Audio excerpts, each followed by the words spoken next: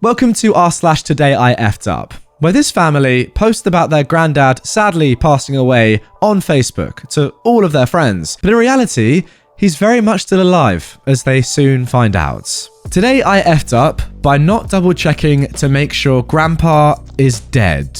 Okay, first off, I love my grandpa. He's the best grandpa ever. Secondly, this is more of a today we F'd up, with it being my mum, dad, sister, grandma, and I. It was that night when the supposed death had occurred at the hospital. Grandpa, who was 82, had gone in to get a heart thingy for his heart. I don't remember what it was because the situation was too confusing. My grandmother told my mum that the cause of death was a heart attack, although we weren't informed until the next day. Here I am, unaware of the tragic news to be. I'm working on my 5-page essay that I just started and is due in at midnight. At 10 a.m, my sister comes to my room to inform me that my dad has something to say. We go into his room and our dad informs us that grandpa has passed away. We were shocked at first.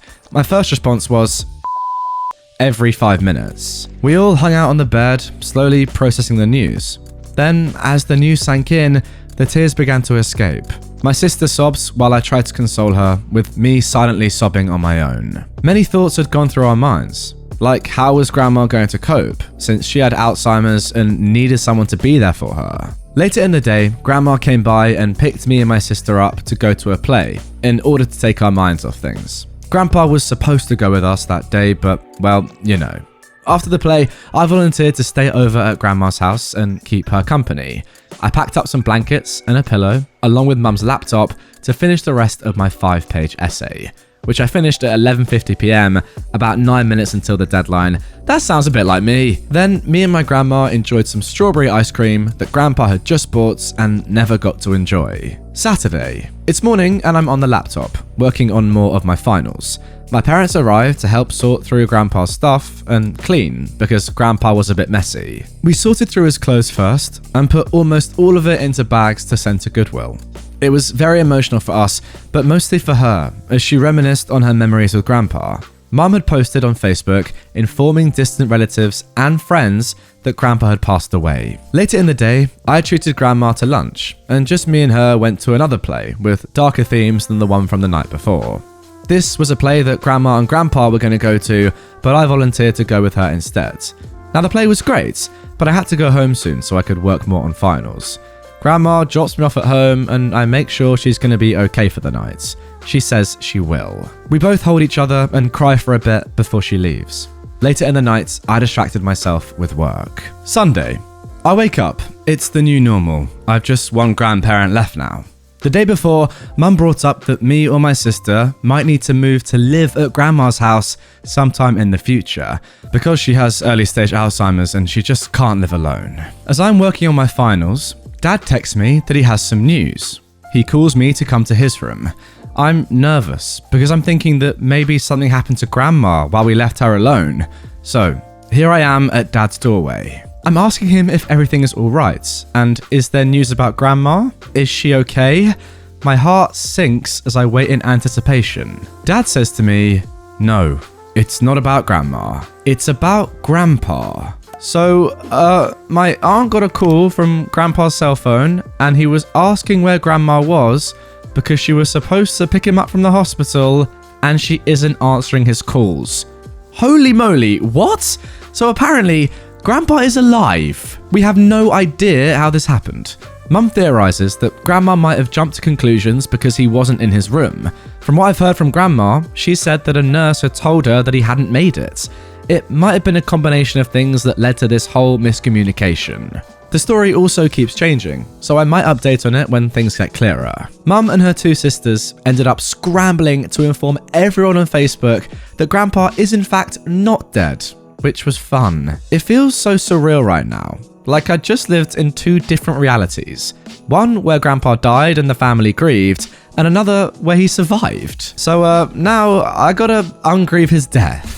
Alright, listen you lot, I've heard some pretty crazy stories during my time doing this, as you probably know. But I think announcing publicly on Facebook that your granddad is dead when he's actually very much alive is gotta be right up there. I mean, wow. I don't really want to blame anyone because, look, this grandma has Alzheimer's and, there's a chance that she just misunderstood or misheard, or it was the disease that, just made her get it wrong. If you think about it, it's actually quite a funny story, really, because ultimately, a little bit of grief for a couple of days and grandpa's back alive. It's much better than him being dead. Think about it.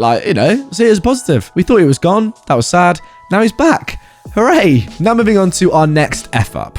Today I effed up and will be mucked as punishment. This is really embarrassing, but it just happened. I know I'm not going to come across in a good light here, but if nothing else, I wanted to post this as a warning to others who think they can keep getting away with bad things forever. I was dumb and stole from a store a few weeks back, thinking I'd get away with it. I know it's a really bad habit, but I had some friends who showed me how easy it is to do when I was 16 or 17 years old, so I've done it several times since.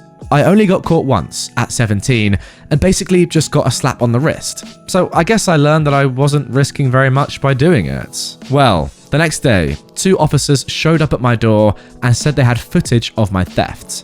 I'd been caught again. So they took me down to the station to explain things to me. I figured they'd just give me a fine and curfew again. But I was wrong. I get there, and they said that based on my history, I would be potentially facing steep jail time and a permanent record. But they also gave me the choice to be mucked instead.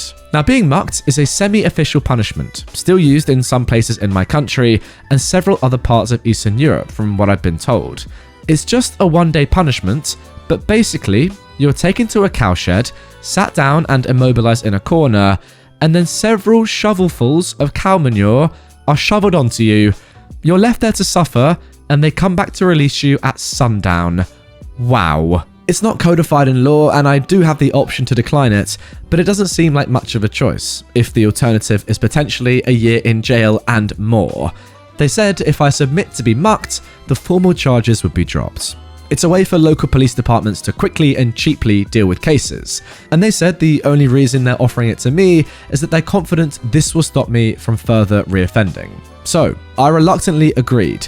I just signed the paperwork today that I agree to receive a 6-hour mucking as my punishment. The officer signed it, and the store owner signed that he was satisfied with it too. I'm really dreading this, and I've got no idea what to expect since I've lived in this city my whole life, but I know I've got no one but myself to blame. Now, guys, this story, although amazing, doesn't end here, because just the other day, OP posted an update. Pretty much throughout the duration of this post, he just details his entire journey. It's very good. Let's get into it. Before the punishments. The worst part was telling my parents. I'm 20 and still live with them, and given what I'd heard about people stinking to high heck after the punishments, I figured I had no choice but to tell them.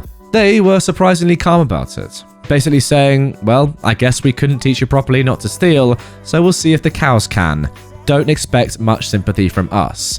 I'd rather them have yelled though, honestly. That's like the whole, we're not angry, just disappointed. Always feels worse. I'd like to say I was able to make use of some of Reddit's suggestions. Something nice smelling under the nose, a shower cap, etc. But this was not the case. First, the agreement to be mucked I signed forbid any effort to mitigate the punishment's effects. It gave examples like menthol under the nose, or even getting a very short haircut right beforehand. Secondly, I had to report to the jail the night beforehand, so they could make sure everyone set to be mucked the next day was accounted for. My mum was kind enough to drive me there. So I spent the night in a small jail cell alone, knowing I'd be driven out to farm the next morning. It was good perspective on what could await me if I get caught again. I don't think I could spend months on end in a small box like that. As horrible as the mucking was, I think I made the right choice to avoid jail. The morning of the mucking. Morning came, and they took me out in handcuffs and loaded me into the backseat of a police car. There were 6 of us to be mucked that day, it appeared. 2 cars, 3 people in the back of each. They reminded us not to talk to one another or to the officers. It was a silent 30-minute drive, way out into the countryside. Very nerve-wracking. Then I saw the farm in the distance, and it was way bigger than I thought. I guess I'd envisioned a little roadside barn with 20 to 30 cows, but this dairy was massive. We pulled up around the back of one of these giant cow sheds, and they unloaded us. Apparently, 4 of us had a 6-hour sentence, including me, while 2 people had a 4-hour sentence. The officers led the 4 of us into the back entrance of the cow shed and took the other 2 off to wait in some room off to the side for a couple of hours. The stench hit me when we entered the barn. It was nice to be out from the cold and into the heated shed, but God, those cows reek. It was noisy too, constant mooing from what sounded like hundreds of animals. They took us to a somewhat secluded area in the back of the barn. We had to remove our shirts, socks, and shoes, but could keep our pants on. Well, that's nice at least. They also gave us goggles to wear. Then they re-handcuffed us and made us sit down with our backs to the wall one by one, about 5 meters apart. Very spaced out. When they got to me, they clipped my handcuffs into a thing on the wall behind my back, cuffed my legs together at the ankles, and locked it into a spot on the floor, and also put some sort of restraint around my midsection. I really couldn't move beyond being able to slightly swivel my head. Now, the bit you've all been waiting for, onto the mucking itself. Finally, they left us locked in place, and returned in a couple of minutes with shovels and a couple of large wheelbarrows. One officer started mucking the man on my left, and the other started on me. It was pretty unceremonious. He took a huge shovelful of the manure and dumped it right on my legs and lap. The next shovelful over my chest. Another on my lower half, another on my upper half. I was retching. I'd never smelled anything like this before, and it was all greenish brown, and I couldn't even tell if it was a solid or liquid. It was also very hot and thick and runny. The next couple of shovelfuls went over my head and into my face. I couldn't even see because they splattered the goggles. Grimy. When they finished doing that to all 4 of us, which didn't take long, it sounded like they left the barn and I was left to sit there in misery. And it was complete misery. Whatever I expected, this was way, way worse. First of all, no one warned me that this stuff doesn't smell anything like dog poop, or even a stronger version of dog poop. To me, it sort of smelled like awful rancid farts, and it felt like there was practically steam coming off of it. It didn't make it painful to breathe or feel suffocating like ammonia, but it made breathing incredibly nauseating and unpleasant. Every breath felt like inhaling these hot, wet farts, and the air felt so thick with it, I could taste it too. It made me very conscious of my breathing pattern, which makes time slow down so much. Then there was the actual physical presence of the stuff on me. It's hot, it's wet, it's slimy, and dripping and running everywhere. The load dumped on top of my head was constantly dripping and running down into my face, and the stuff on my face was dripping and running down my body, and I couldn't move, so I couldn't do anything to stop it. It's itchy and irritating and just a horribly disgusting feeling. And then there's the environment around me. I can't see well, if at all, from the manure splattered goggles, and all you hear is the constant mooing of cows and the gagging, retching and groaning from the other offenders around you. Can't see, can't move, can't talk, nothing to do but inhale the stench and think about what I've done, which I guess was the point. I couldn't hold back the vomit for long myself. Then, after some time, it starts to dry on you a little bit and form kind of a crust. This was no less gross, especially as I heard and felt flies and insects start to swarm around me with no way to swat them away. Oh my god. After what felt like forever, I heard the officers return with the other 2 offenders with the 4-hour sentences, and I guess the sight of us must have been horrible to behold, because one of them, I'm guessing it was the woman in her 30s with the tattoos in the car next to me, was saying, "Oh my god, no way, I'm sorry, please don't do that to me," etc. It obviously didn't do her any good. I was just shocked it had only been 2 hours. I didn't think I could make it another 4. After those 2 were mucked, I was surprised to have an officer suddenly dry off my goggles with a wash rag so I could see and ask me if I wanted a drink. I guess they didn't want us to dehydrate from puking. So, I let him put a water bottle to my lips and took a couple of sips, which felt good. Unfortunately, they then gave me another couple of shovelfuls from the wheelbarrow, starting the whole oozing and drying process over again. This happened once more later on, offering a drink to all 6 of us, followed by another couple of shovelfuls, and what I can only assume was the 4-hour mark. Finally, at the end, they hosed us all down with cold water for a good 2 minutes each, which was miserable in itself, loaded us back into the cars, and took us back into the city. My mother was, reluctantly, there to pick me up. Needless to say, I was exhausted afterwards. My mum had to roll the windows down and look disgusted the whole ride home, but she said she was glad I was safe. I spent the next couple of days just laying in bed and showering repeatedly. I've tried almost every suggestion that Reddit gave me in the last post and a lot more, but nothing seems to fully get the smell out. I thought I'd be used to it by now, but even I can still smell it sometimes. Thankfully, I think it's getting a little bit better. It certainly wasn't worth it, and if getting caught again means substantial jail time and/or an even longer mucking, I wouldn't risk it, even if it's only a 1% chance. I promised myself and my parents I wouldn't steal again.